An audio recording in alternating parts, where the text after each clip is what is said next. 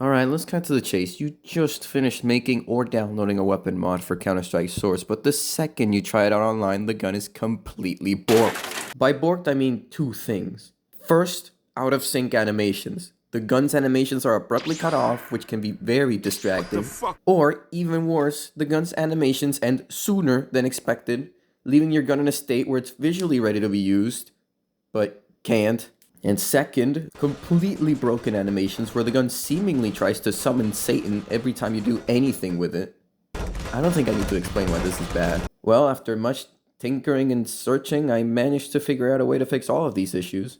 Enough talking, here's how you fix this. To fix these animations, you need to decompile your mod. If you made the mod yourself, then you probably already have these. But if you're trying to fix someone else's mod, you can easily decompile it by using a program called Crowbar. I'll leave a link to this and whatever other tool I use in the description of this video.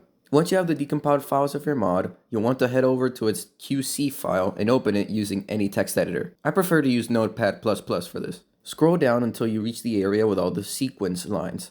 All of them are labeled with what they're used for, so find the one that's causing issues. In my case, I'm trying to fix the Uzi I showed earlier, so I'm going to modify the draw one. If your gun is having issues with reloading or, like in the case of the USP, attaching a silencer, then you can modify those.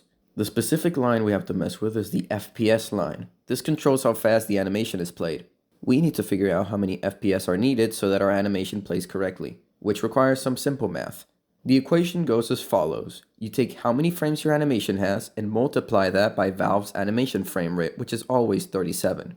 You then divide the result by the amount of frames the animation you're trying to replace has. This may seem daunting, but getting these values is pretty easy.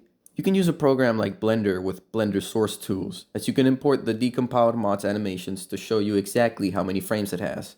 To get the last value, Gamebanana member The Nub made a cheat sheet that shows you all of the default gun's animation frames.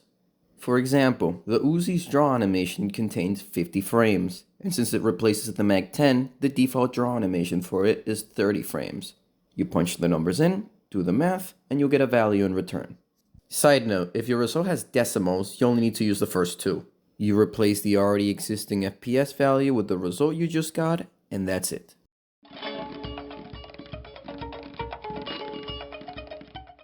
As bad as it seems, it's quite a simple fix.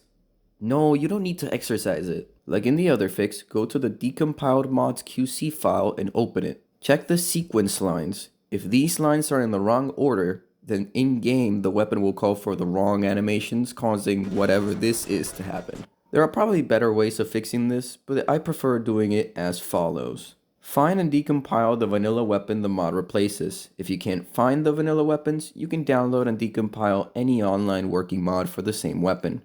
I personally use the default weapons with Modern Warfare animations as I'm too lazy to find the original weapons, and these work just as well. Once you decompile them, open their QC file and look for the sequence lines. You have to match your mod sequence order with the original weapon sequence order. For example, if the original weapon sequence order goes like idle, draw, shoot 1, shoot 2, shoot 3, reload, then your mod sequence order must be ordered the same way. Side note, you can't just copy and paste stuff from the original to your mod. That'll just break everything. Don't do that. If your mod happens to have extra sequence lines, like weapon inspect or tactical reloads, then you can delete them or put them at the bottom of the sequence order. After this, save the QC file, compile the mod, put it in your game, and everything should work.